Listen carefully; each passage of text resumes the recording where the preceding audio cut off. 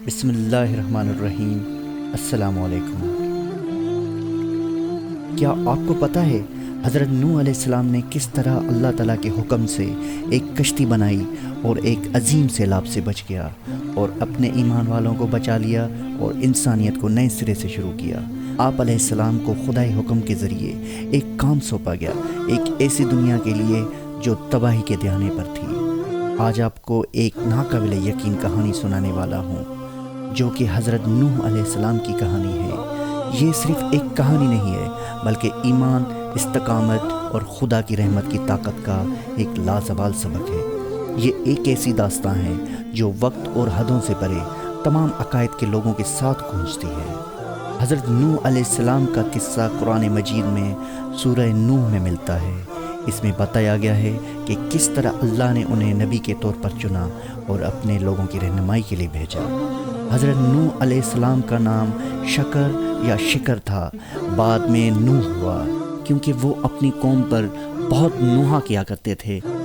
حضرت نوح علیہ السلام ہر روز پہاڑ کی چوٹی پر چڑھ کر اللہ تعالیٰ کی طرف خلف اللہ کو دعوت الحق دیتے اور پکار کر کہتے لا الہ الا اللہ و انا رسول اللہ، اور ان کی آواز خدا کے حکم سے مشرق و مغرب تک پہنچ جاتی۔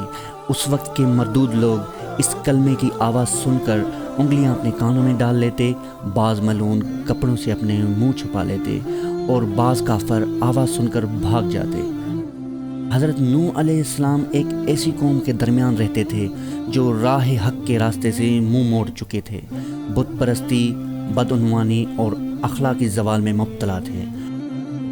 حضرت نوح علیہ السلام کو 40 سال کے بعد اعلان نبوت کا حکم دیا گیا اور 950 سال دن رات اپنے قوم کو اللہ تعالیٰ کی وحدانیت، گناہوں سے باز رہنے کی تبلیغ کی۔ جیسے جیسے آپ تبلیغ فرماتے رہے، قوم قریب ہونے کے بجائے دور ہوتی رہی۔ صدیاں بیت گئی لیکن حضرت نوح علیہ السلام کا قوم سے بحث و مباحثہ چلتا رہا۔ جب ایک نسل کے لوگ مرتے تو بعد والوں کو یہ وصیت کر جاتے تھے کہ حضرت نوح علیہ السلام پر ایمان نہ لانا، ان سے جھگڑتے رہنا اور ان کی مخالفت کرتے رہنا۔ جب کسی کا بچہ بڑا ہوتا اور اس کی باتیں سمجھنے لگتا تو باپ اپنے بیٹے کو یہی وصیت کرتا تھا کہ زندگی بھر نوح علیہ السلام پر ایمان نہ لانا۔ ان کی فطرت ایسی بن گئی تھی کہ جیسے ایمان اور حق کی قبولیت کسی صورت گوارا نہیں تھی۔ 950 سال کے اس بے مثال جد و جہد کے بعد قبولیت کے بجائے الٹا عذاب کا مطالبہ کر دیا۔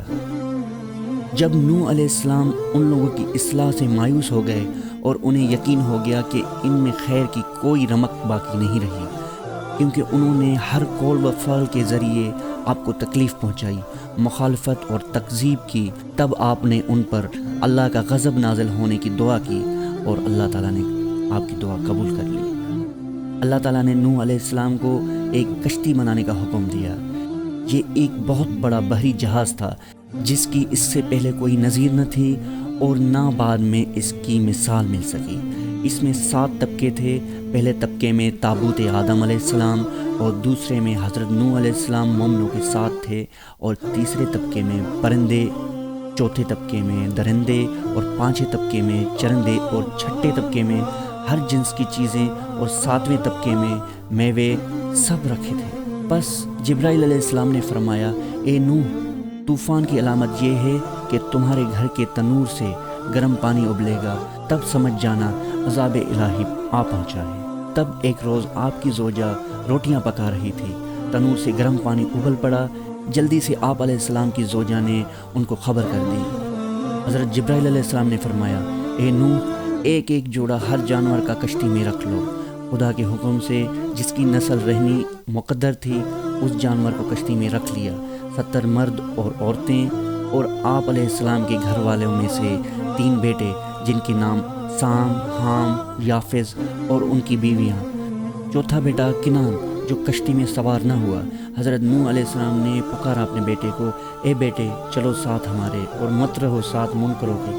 اس نے جواب دیا، میں کسی پہاڑ پر چڑھ جاؤں گا اور وہ پہاڑ مجھے پانی کے سیلاب سے بچا لے گا۔ پھر حضرت نوح علیہ السلام نے فرمایا، اے بیٹے آج کوئی باقی نہ رہے گا، عذاب الہی سے سب غرق ہو جائیں گے۔ بس کچھ دیر میں موج پانی کی آئی اور اس نے केनान और मुनकिर कौम को पानी में गर्क कर दिया।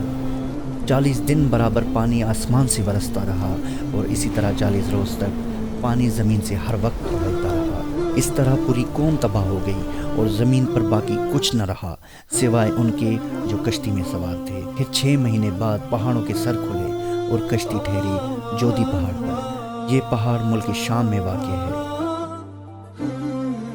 अगर आपको ये वीडियो अच्छी लगी है और मज़ीद ऐसे कंटेंट देखना चाहते हैं तो चैनल को सब्सक्राइब कीजिए और बेल आइकन को बजाना ना भूलें। आप लोगों का एक लाइक और कमेंट मेरे लिए हौसला अफजाई है। शुक्रिया।